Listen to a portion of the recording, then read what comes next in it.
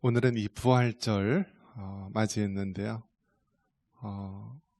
이 부활절만큼 좋은 날이 더 있을까라는 생각이 듭니다.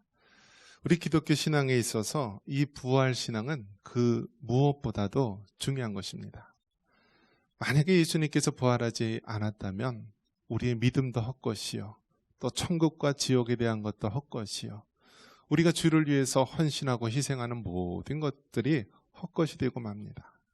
그런데 우리 예수님께서 부활의 첫 열매가 되셨고, 또 우리도 다시 부활할 것이라는 이 소망이 있기 때문에 우리가 늘 감사함으로, 믿음으로 살 수 있음을 고백합니다.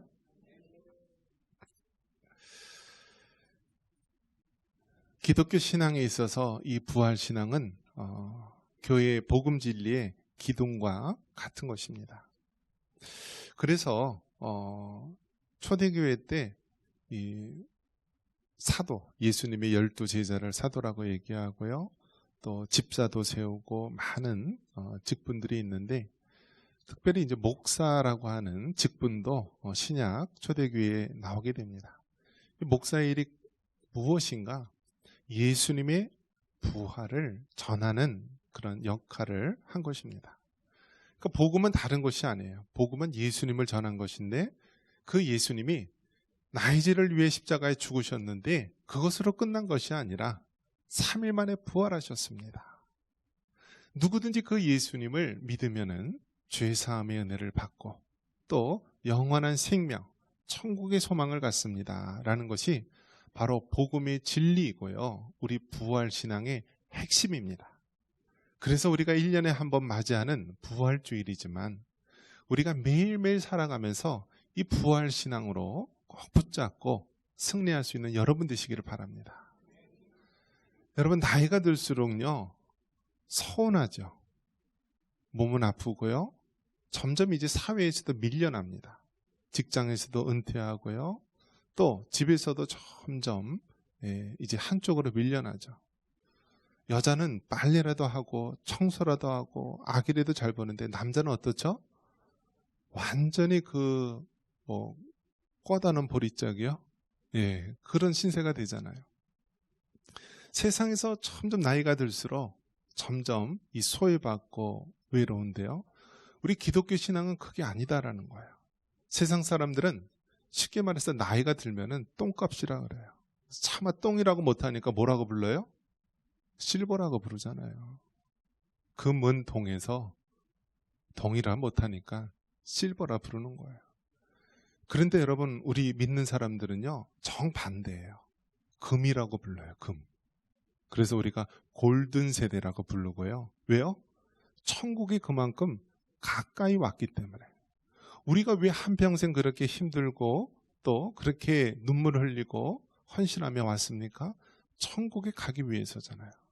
그렇기 때문에 나이 들었다는 것, 흰머리가 바로 영화의 면류관이다라는 것입니다.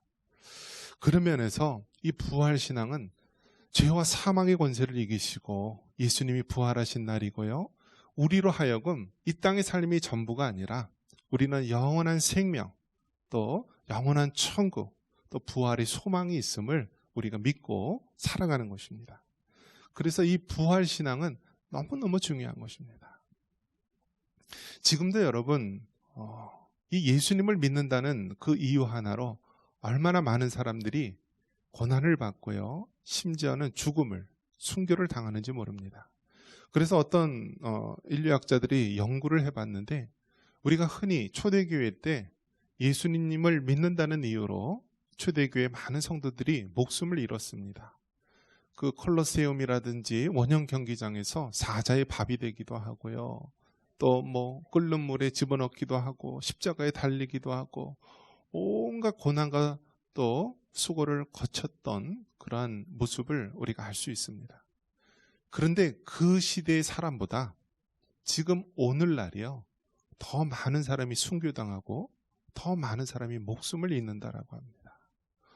우리와 같은 동족인 저 북한 땅만 하더라도요, 성경을 들고 있는 것 자체만으로요 목숨을 잃을 수가 있어요. 예수님을 믿는다는 것, 하나님을 믿는다는 것, 마음껏 입을 벌려 찬송할 수 없기 때문에 그들은 이불을 뒤집어 쓰고 기도하고요. 그들은 정말 숨죽여서 하나님을 믿는 신앙을 지켜나가고 있습니다. 그래서 전 세계에서 가장 기독교를 박해하는 나라가 저 북한 땅이고요. 전 세계에서 가장 짧은 시간에 기독교가 부흥한 나라가 우리 남한 땅입니다. 그래서 저 북한 땅은 전 세계에서 가장 가난한 나라, 아직도 보릿고개가 있고요. 아직도 굶어 죽는 사람이 있는 나라가 북한 땅이고, 이 남한 땅에서는 하나님께서 풍성하게 기름 부어 주셔서요, 이제는 남아도는 시대가 되었습니다. 그런 것을 봤을 때 우리가 예수님을 믿는 이 부활 신앙은요, 우리를 죄와 사망에서 살릴 뿐만 아니라 우리가 이 땅의 삶에서 누리는 온갖 영화와 또 그 모든 보화를 누릴 수 있는 참으로 복된 삶인 것입니다. 그런 면에서 여러분, 이 부활의 예수님을 여러분만 믿지 마시고요, 여러분 이웃에 있는, 여러분 주변에 있는 사람들이 전할 수 있기를 바랍니다. 이제 끝나고 가면은 계란을 주는데 여러분 입에 쏙 넣지 말고요, 요즘 못 드시는 분 없잖아요. 그 이웃에게 전해주세요. 그래서 계란을 왜 주냐? 오늘이 바로 예수님이 부활하신 날인데, 예수님을 믿으면 우리가 이 계란이 닭으로 확 이렇게 나오듯이 우리도 죽음을 이기고 영원한 생명을 얻을 수 있다라면서 그 예수님, 그 복음을 전할 수 있기를 주님의 이름으로 축원합니다. 예수님께서 부활하신 이후에 무슨 일을 하셨을까? 오늘은 그것에 대해서 이야기를 해주는데요, 예수님은 부활하신 후에 자기가 가장 사랑하고 자기가 가장 애착을 가지고 있는 교회, 제자들에게, 성도들에게 찾아오십니다. 우리 19절 같이 한번 읽겠습니다. 이날 곧 안식 후 첫날 저녁 때 제자들이 유대인을 두려워하여 모인 곳에 문들을 닫았더니 예수께서 오사 가운데 서서 이르시되 너에게 평강이 있을지어다. 아멘. 여러분, 예수님께서 십자가에 달려 죽으셨습니다. 그래서 금요일 날 십자가에 달려 죽으셨고요, 3일 후 금, 토, 일, 일요일 날 부활하셨습니다. 그래서 원래 안식일은, 구약의 안식일은 일곱째 날인 토요일이 안식일이 되는데요, 예수님이 부활하신 이후에는 예수님이 부활하신 이 일요일을 주님의 날, 주일로 지키는 것입니다. 그래서 구약의 이 십계명의 안식일을 지키는 이 계명은요, 예수님이 부활하신 이 주일 성수를 통해서 우리가 계속해서 지키고 있는 것입니다. 이만큼 우리 기독교 신앙에 있어서 예수님의 부활 사건이 가장 큰 사건인데요, 여러분, 예수님이 부활하신 이후에, 3일 만에 부활하신 이후에 찾아간 것이 어디냐? 바로 교회, 사랑하는 제자들과 성도들에게 찾아왔다라는 것입니다. 여러분, 노래 가사 중에서 사랑하기에 떠나신다니 나는 그 말 믿을 수 없네 라고 하는데요, 여러분, 사랑의 정의를 한번 생각해 보세요. 요즘에는 아주 억측이 많죠. 바람을 피우면서 사랑한 게 죄냐라고 하는 이 억측을 내는데요, 다 잘못된 것이죠. 사랑은요, 함께 있는 것, 사랑은 같이 있는 거예요. 우리가 결혼해서 한 가정을 이루고 부부의 서약을 하면서 살아갈 때요, 우리가 함께 있는 거예요. 함께 있는 것. 그것이 바로 사랑입니다. 사랑. 몸이 멀어지면 어떻게 돼요? 마음도 멀어지는 거예요. 그래서 여러분, 부부가 결혼하면은요, 한 이불을 덮어야 되는 거예요. 괜히 방들 많은 집 가가지고요, 각방 쓰고 따로따로 쓰고, 한쪽이 돌연사에서 죽어도 몰라요. 안타까운 시대죠. 부부는 한 침대에서 한 이불 덮고 한 몸이 되어서 살아가는 거예요.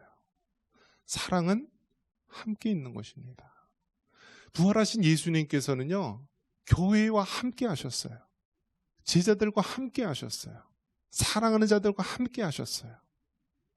그렇기 때문에 여러분, 우리 예수님께서 우리를 얼마나 사랑하시는지 여러분 기억하시기 바랍니다. 세상이 여러분을 버렸다 할지라도요, 우리 예수님은 여러분을 버리지 아니하시고요, 끝까지 사랑하십니다. 끝까지 찾아오셔서 여러분과 함께 하시는 분이십니다.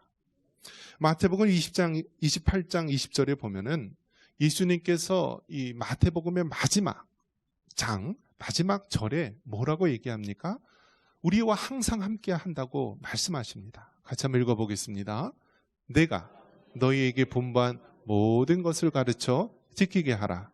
볼지어다 내가 세상 끝날까지 너희와 항상 함께 있으리라 하시니라. 아멘. 부활하신 예수님께서 가장 먼저 하신 것이 교회에 찾아오시고 사랑하는 제자들과 성도들과 함께 하셨습니다. 그리고 예수님께서 하늘로 승천하며 떠나시기 직전에 내가 세상 끝날까지 너희와 항상 함께 있겠다고 약속하십니다. 여러분, 사랑하면 함께 있는 것입니다. 사랑하면 끝까지 같이 있는 것입니다. 우리 예수님께서 바로 그러한 사랑을 실천해 주셨습니다. 그리고 부활하신 예수님께서 하신 것이 무엇입니까? 손과 옆구리를 보여주셨다라고 말합니다. 우리 20절 말씀 같이 한번 읽겠습니다.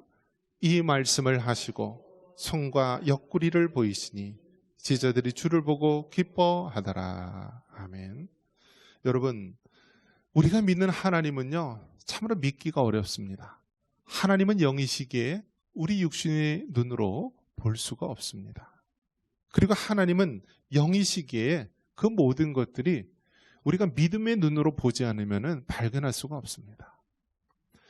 예수님께서 부활하셨다라는 것을 남자보다 여자, 그 마리아가 먼저 발견을 합니다. 그리고 제자들에게 또 이 얘기를 하는데요, 처음에 제자들도 또 교회에 있는 많은 성도들도 믿지 않았어요. 그 믿지 못하는 자들, 예수님께서 그토록 많은 이적과 표적을 보이시고 자신이 십자가에 달려 죽으시고 부활할 것을 그토록 많이 이야기를 했지만 믿지 못한 거예요. 그 믿지 못하는 그 영혼들을 향하여서 예수님이 다가오십니다. 그리고 쉽게 말해서 현장 실습을 직접 보여주십니다. 어떻게 하셨어요? 자신의 그 못자국 난 손과 그 창에 찔린 그 옆구리를 친히 보여주십니다. 그러면서 내가 바로 3일 전에 십자가에 달려서 양손에 발에 못에 찔렸고 옆구리에 창에 찔린 내가 바로 예수다. 내가 살아났다. 내가 부활했다라면서 친히 부활을 증거하셨습니다. 여러분, 예수님의 부활을 확신하시기 바랍니다. 예수님이 부활하셨다는 사실을 믿지 못한다면요, 그 이외에 다른 모든 것들 믿음이 다 무너지게 됩니다. 이 부활 신앙 위에 우리의 모든 다른 신앙들이 그 기초 위에 세워지는 것입니다. 예수님의 부활이 믿어지지 않으면 하나님이 말씀으로 천지 창조하신 것을 믿어지지 않습니다. 예수님의 부활이 믿어지지 않으면 우리는 천국과 지옥이 있다는 것을 믿지 못하고요, 그 예수님의 부활 신앙이 우리 기독교 신앙의 기둥과 같은 역할을 하는 것입니다. 그렇기 때문에 여러분, 믿음 없는 자가 되지 말고요, 그 예수님의 부활을 믿고 확신하는 하나님의 성도가 되시기를 바랍니다. 예수님의 12제자 중에서 특별히 도마는 우리가 의심 많은 도마라는 이야기를 하는데요, 사실 도마뿐만이 아니라 베드로와 요한과 베드로, 나머지 제자들도, 많은 사람들도 마찬가지였습니다. 믿을 수 없었다는 것이죠. 믿을 수 없었다. 어떻게 부활할 수 있느냐? 예수님이 이 부활하셨을 때 마침 그 중에서 이 12제자 중에 한 사람이었던 이 도마가요, 그 현장에 없었습니다. 그래서 이 도마가 뭐라고 얘기합니까? 예수님의 그 못자국 난 손에 내 손가락을 넣어보고 그 옆구리에 내 손을 만져보지 않으면 난 믿지 못하겠다라고 얘기합니다. 이것이 오늘날 세속주의, 세상 물결에 휩쓴 우리의 모습입니다. 예수님의 부활을 믿지 않으려 하고요. 실제로 부활하셨음에도 불구하고 믿지 못하는 것이 바로 죄성을 가진 우리의 모습이기도 합니다. 그 의심 많은 자들에게 예수님께서 못자국 난 손을 뻗치십니다. 그리고 자신의 그 창자국 난 옆구리를 보이시면서 부활을 확신케 해주신 것입니다. 여러분, 예수님의 부활을 믿지 않는 믿음 없는 자가 되지 마시고요. 예수님이 정말 부활하셨다라고 하는 확고한 믿음을 가지고 살아갈 수 있는 여러분 되시기를 축원합니다. 마지막으로 예수님께서 부활하신 후에 하신 것이 무엇입니까? 바로 성령을 받으라 라면서 숨을 내쉬면서 말씀하십니다. 우리 22절 같이 한번 읽겠습니다. 22절입니다.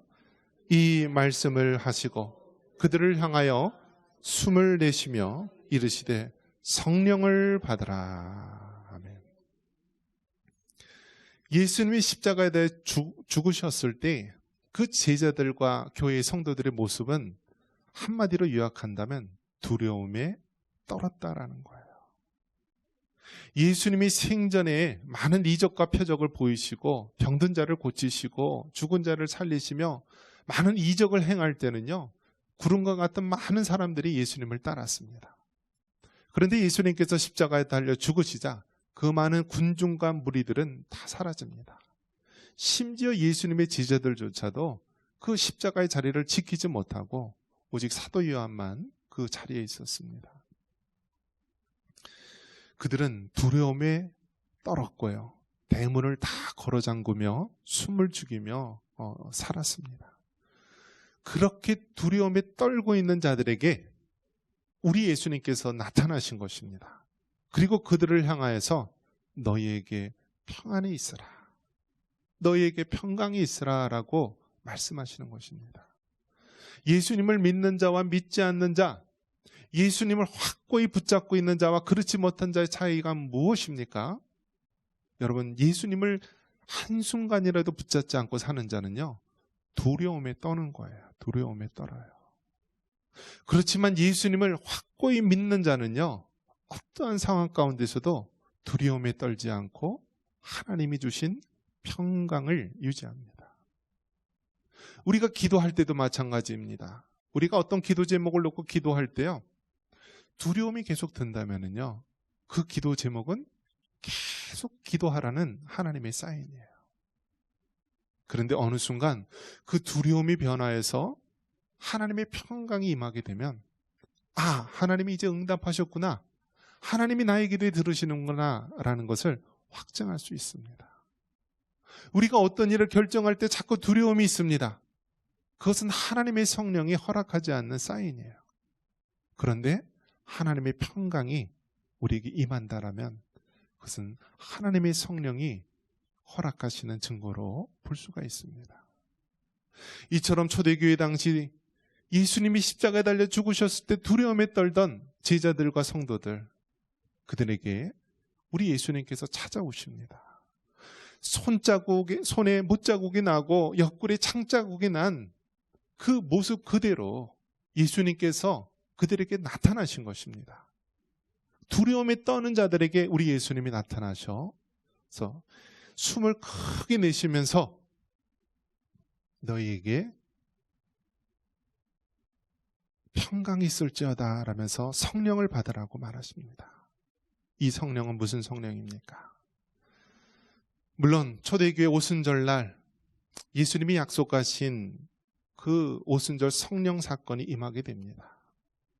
그런데 특별히 예수님이 부활하신 이후에 제자들에게 나타나셔서 한 성령을 받으라 한 사건은요, 이후에 있을 오순절의 성령 사건, 교회에 하나님의 성령을 부어주시겠다는 이 사건을 예언적으로 말씀하시는 부분이기도 하고요, 혹은 그 제자들에게 미리 선제적으로 성령을 주시는 사건으로 보기도 합니다. 중요한 것은 두려움에 떠는 자들이 하나님의 성령을 받음으로 말미암아 평강을 누리게 된 것입니다. 말씀을 맺습니다. 부활하신 예수님께서 하신 것이 무엇입니까? 교회에 찾아오셔서 그 성도들과 함께 하셨습니다. 부활하신 예수님께서 하신 일이 무엇입니까? 믿지 않는 그들에게 예수님의 부활을 확증시켜 주셨습니다. 부활하신 예수님께서 하신 일이 무엇입니까? 두려움에 떠는 자들에게 찾아오셔서 평강의 성령을 부어 주셨습니다. 여러분, 부활의 아침을 맞이하는 여러분, 이 두려움 많은 세상에서 부활의 예수님을 꼭 붙잡고 늘 하나님의 평강이 여러분의 가정과 삶 속에 충만하여 승리하는 여러분 되시기를 주님의 이름으로 축원합니다.